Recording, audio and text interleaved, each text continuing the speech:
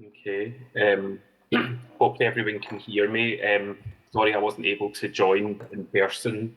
Lots of nightmares at the airport in Newcastle. But I'm delighted to be able to join you online.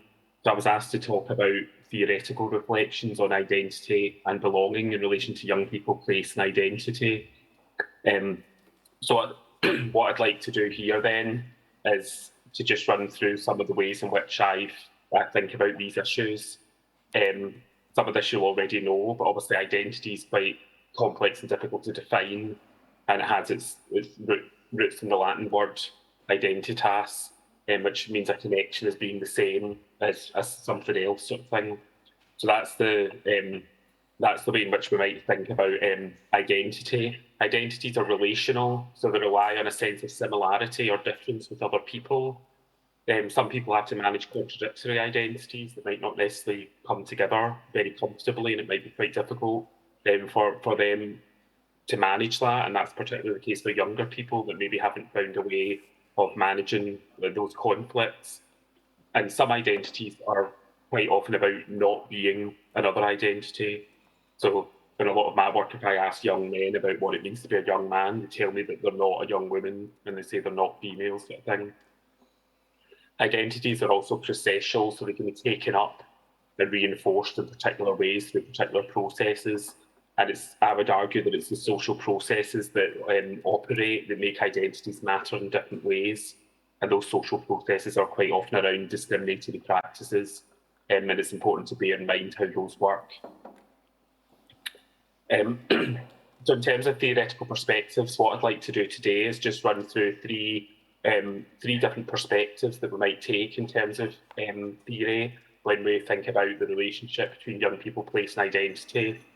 I don't see these frameworks as like, the answer to the youth problem or whatever, however people might see it. They're basically three different ways in which we might think about young people and we might approach working and thinking about them in research.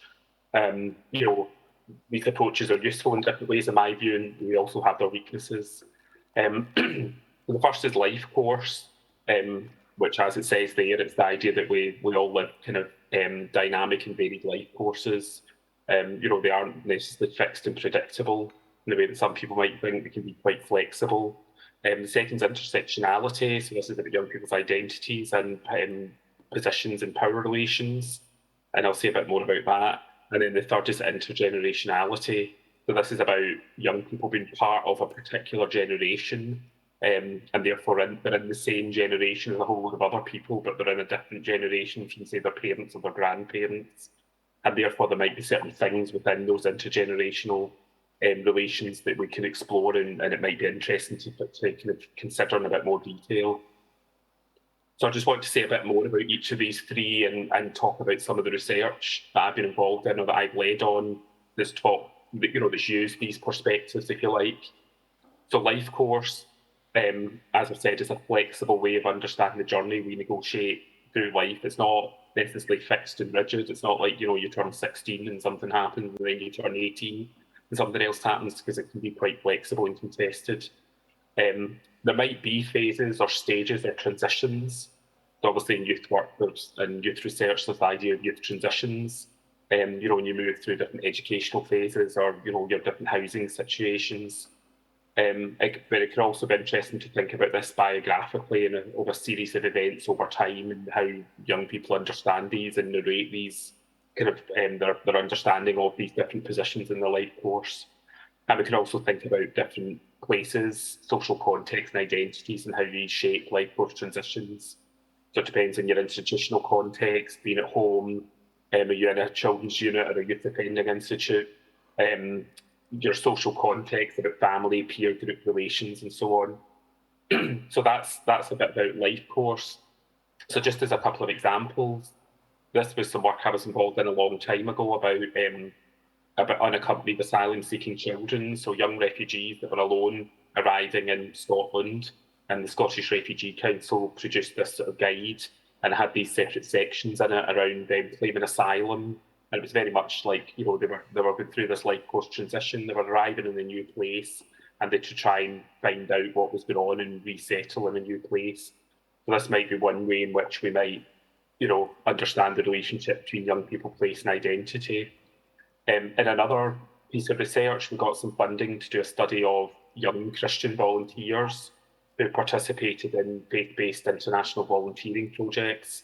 And this was with a charity called Latin Link, who basically put together teams of young people to do these sort of volunteering trips to Latin America, either for 4 weeks, 7 weeks, or 3 months.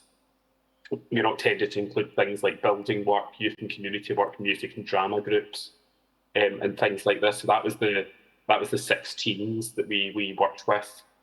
We interviewed them before they went. We asked them to fill out a diary in the field, and then we interviewed them when they came back, and it was all about their experiences of this, participating in these volunteering opportunities. And I mean, the main aim of the project was to investigate what happens to the religious identities and spiritual understandings when they participate in this work. But what we found out from speaking to the teams here was quite a lot of the young people, this was a key life course transition for them. They were at a particular point of, finishing school and going to university, or some of them had finished university and they were still trying to work out what they were doing and where they were going in life. And actually, this was a key moment for them to, do some international volunteering, participate in this, have this sort of once-in-a-lifetime opportunity in order to do this. What was interesting, it wasn't necessarily about CV enhancement. So some of the research around stuff like this will say it's all about, making your CV look better and getting a job. But for these young people, it was almost like, oh, well, in 10 years, I might be busy, I might have children, I might be married. This is my chance to have a kind of once-in-a-lifetime experience like this. So actually, they didn't say it was about, oh, this will help me get a job because I'll have this interesting thing on my CV. They didn't really see it in that way. But the life course approach, I think, helped us understand this. Now, what we didn't do was look at this intergenerationally, because the bottom left team included older adults. So actually, I think there was a mother or 2 of the children in that team, and there was a couple of older people in the team as well. So it's not just all about youth. There can be these different relationships going on there. We didn't necessarily look at that, but it could be interesting to look at this through intergenerational perspectives rather than just life course perspectives. And again, there's other ways in which you might do this. So this was just a simple exercise I did with my students at Newcastle about, being a student when this was students living at home rather than students that moved away. And it was all about, ended up being about their transition to studying at university and how they felt about that and what that meant to them. So we just explored this and considered some of the different issues. And then this photo is from the student activists that were resisting the introduction of tuition fees in higher education in England. So the university's just behind them. The tall brown building at the back is one of the university buildings, and they occupied one of the lecture theatres and the protest at the introduction of tuition fees. And again, this was a group of students, all mostly of a particular age and a particular point in their education, and they felt really quite aggrieved that this was being introduced. So they occupied the lecture theatre for 21 days and to try and get the university to take a certain position on it.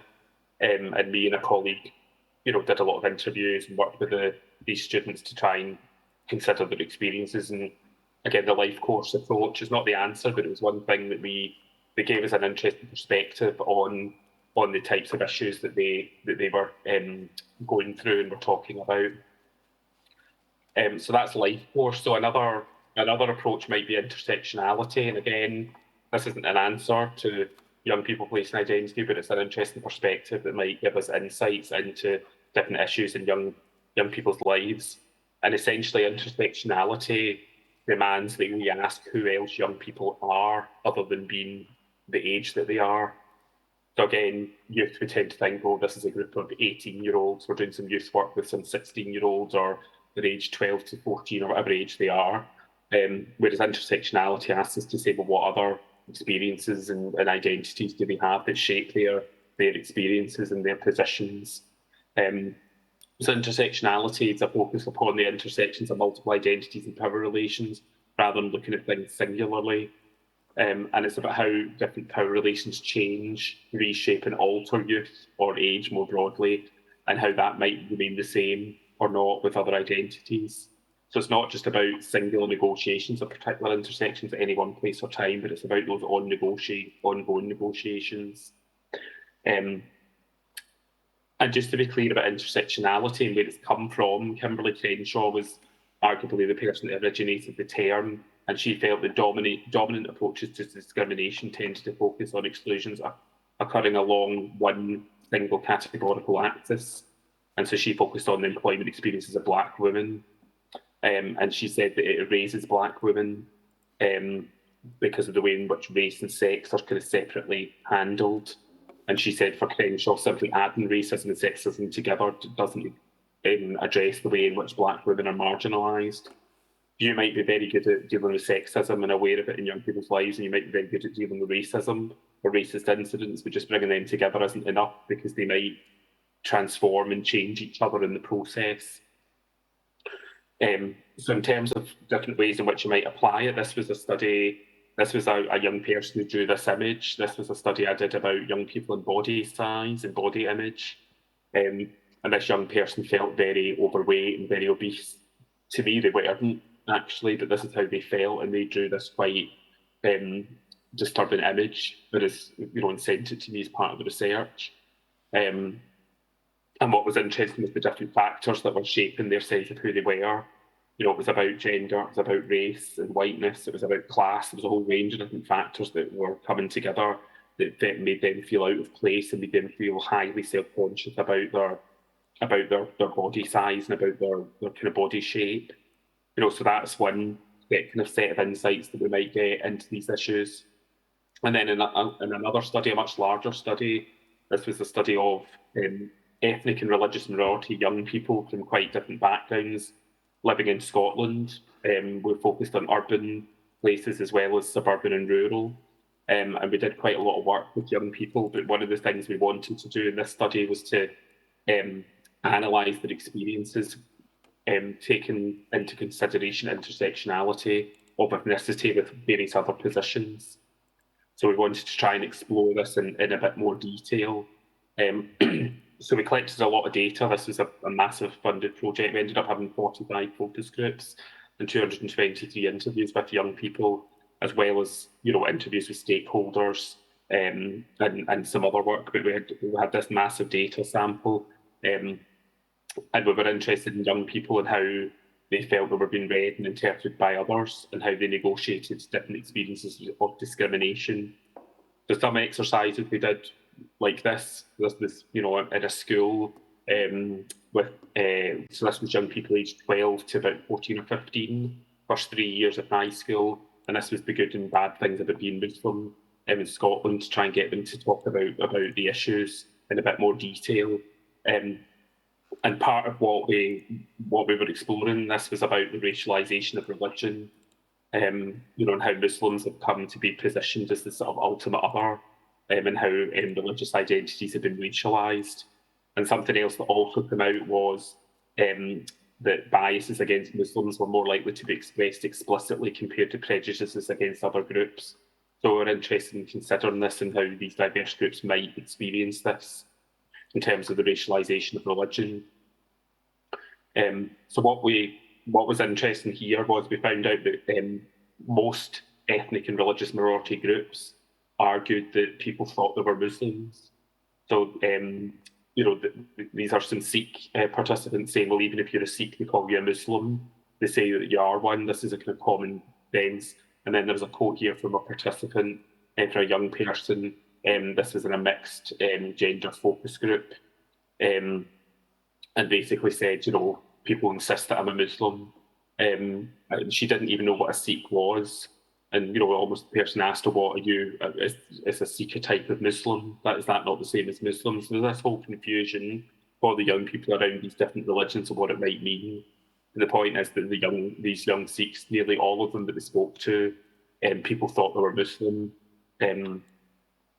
This was the same for other South Asian young people. So there was an interview with a young Hindu woman at a high school, and likewise a boy with an Indian heritage who attended a Roman Catholic secondary school, and people assumed he was a Muslim. He said he had a religious education teacher who thought he was a Muslim. but actually he was a Catholic and he was going to a Catholic school. And likewise with the Hindu, yeah, most of the time people think I'm a Muslim. You know, they were kind of, well, it's fair enough, but I'm not, I'm Hindu. So there was this sort of confusion that amongst the young people, mislabeling and misrecognition. And again, it was the same for Black and African Caribbean young people. A lot of these young people were refugees, and quite a lot of them were Christian. But again, this person's, you know, again, it was quite a light-hearted interaction. You know, they were laughing, but, you know, I'm not a Muslim. What are you then? Well, I'm Christian. She was like, it's fine, but most of the time, why are you not off for Eid? I'm not a Muslim. So they had to assert their identities in these particular ways. And the other thing that we found out that I wasn't expecting was the small number of Central and Eastern European migrants who tended to be from Romania, Slovakia, and such countries. They were quite often seen to be Muslim. And again, some people assumed they were Pakistani, and they said, oh, well, we've got the same face and the same skin colour. There was quite interesting complexities here that we found in this work. So in terms of the misrecognition, the young people responded in quite interesting ways. It wasn't just, you know, that they were misrecognised and that was it. Some of them made a fun of it and they made a joke of it and were quite light-hearted. Some kind of interjected and clarified what their actual, you know, religious or ethnic identity was. Others ignored it. As a small group socially withdrew, they became kind of quite introverted and kind of didn't really participate as much. But the point is, the young people had agency here and were responding in quite interesting ways. So that just gives you an idea of how, an example of how exploring these different identity categories and the power relations within them can give you quite interesting insights. And it might not be what you expect. It might be, but it might not be. And this is where I think intersectionality can be quite useful. Because it focuses on the kind of quite vexed dynamics, as it says here, of difference, and it's exposed how single axis thinking undermines, you know, our struggle for social justice and our knowledge production with young people. And then Anne Phoenix and Patty Nama point out that it foregrounds a richer and more complex ontology, so a more rich and complex view of how the world exists. Rather than just reducing people to one category at a time. So I think particularly in youth work, I think intersectionality would be quite useful because it encourages us to think about young people as having a diverse set of identities and negotiating quite a complex set of power relations and not just simply being young people on their own sort of thing. So I've got a video here about intersectionality. Hopefully this will come through okay. What is intersectionality? Intersectionality is a way of understanding social relations by examining intersecting forms of discrimination. This means acknowledging that social systems are complicated and that many forms of oppression, like racism, sexism, and ageism, might be present and active at the same time in a person's life. Everyday approaches to building equality tend to focus on one type of discrimination, for instance, sexism, and then work to address only that specific concern. But while the career of a young, white, and able-bodied woman might improve with gender equality protections, an older, Black, disabled lesbian may continue to be hampered by racism, ageism, ableism, and homophobia in the workplace. Intersectionality is about understanding and addressing all potential roadblocks to an individual or group's well-being. But it's not as simple as just adding up oppressions and addressing each one individually. Racism, sexism, and ableism exist on their own, but when combined, they compound and transform the experience of oppression. Intersectionality acknowledges that unique oppressions exist, but is also dedicated to understanding how they change in combination. The roots of intersectionality lie within the Black feminist movement, with legal scholar Kimberly Crenshaw originating the term. Crenshaw felt that anti-racist and feminist movements were both overlooking the unique challenges faced by Black women. She stated that legislation about race is framed to protect Black men, and legislation about sexism is understood to protect white women. So simply combining racism and sexism together does not therefore protect Black women.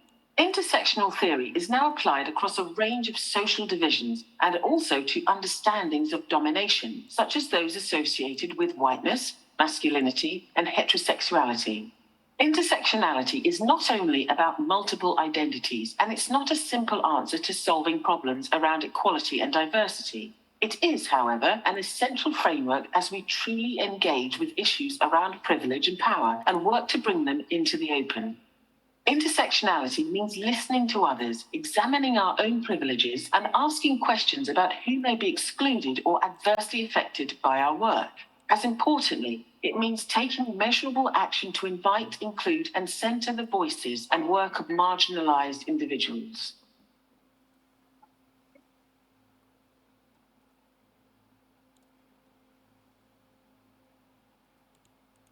Okay, so I worked on that video with a very talented animator, Stacey Bias, and that's it's available on YouTube if you wanted to watch it again or share it with any people you work with. I mean, if you just search what is intersectionality in my name, it would come up. I mean, this wasn't specifically targeted at young people, but hopefully from that you get some how to be applied to working with young people and about in youth work in general in terms of some of the utility of it. So I'm just going to move on now. Maybe go intergenerationality. So this was the third of the three, and is perhaps the least well known or the least sort of used. So intergenerationality, this is about seeing young people as part of a particular generation, and that generation might have specific experiences based on the fact that they're part of the same generational group.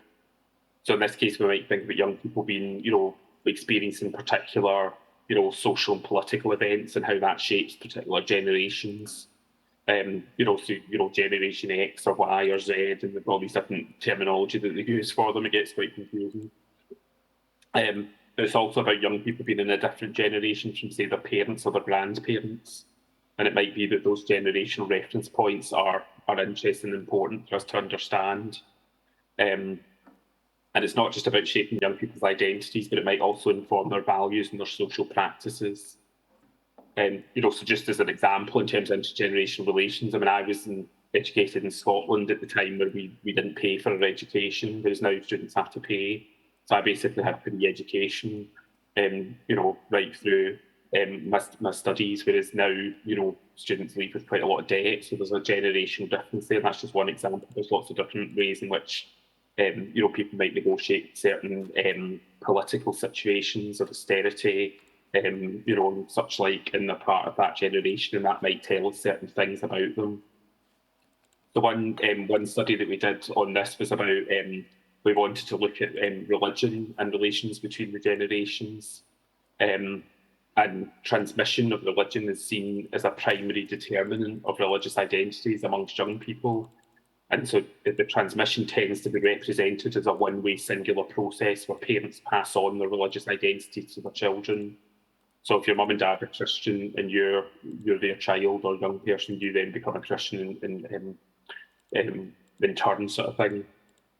And so this quote here talks about much scholarship bearing the rubric of intergenerational research is involved with examining the processes by which parents transmit values, beliefs, attitudes, and worldviews to their children, and generations beyond the young or the middle adult parent and the developing child seldom enter into these studies of intergenerational transmission. And also the developmental studies are almost completely concerned with the elder to younger direction of transmission, and they don't look at it in any other way. So this was the issue. We wanted to look at what happens to young people's religious identities in terms of intergenerational relations. So we did this small study about young Scottish Christians and intergenerational relations, and we wanted to look at the relationship of developing a religious identity between young people and their parents, and how religious meanings were shaped by these different relationships. So we had a set of group discussions, and then we did individual interviews with young people, and then we did a follow-up interview with the young people and with their guardians. And what we found here was a lot more complex than what the literature would have us believe. So there were examples of the traditional one-way transmission, So Francesca and Sarah, it was almost like she learned about religion from her mum and her dad. Her dad would tell her stories about God and angels and saints, and she just loved that. And she wanted to hear more, and she kind of almost learned to be religious through what her parents were telling her. So this fits in with the approach that we hear about in the literature. However, there was quite a few young people, and it was only one parent that they were influenced by rather than both. So, like, Hazel was influenced by her mum, Francesca by her dad, and James by his grandmother. And this is where these young people say that they found their faith from, or they kind of learned about being religious. And it's quite clear it was one parent, or in James's case, a grandparent. So it wasn't his grandfather, it was his grandmother. So we see the influence of only one parent. There was one example of reverse transmission, where, May, who was the mother, actually said, well, Hazel understands more than I do. And it's almost like she's felt she's became more religious because of her daughter. And the daughter's almost like, I'll make you a cup of tea and I'll give you some guidance. And so May said, well, Hazel's re-educating me on this. So actually, what's happening here is the opposite of what the literature would have us believe. So what we found was quite a complex landscape of intergenerational relations and young people's everyday lives.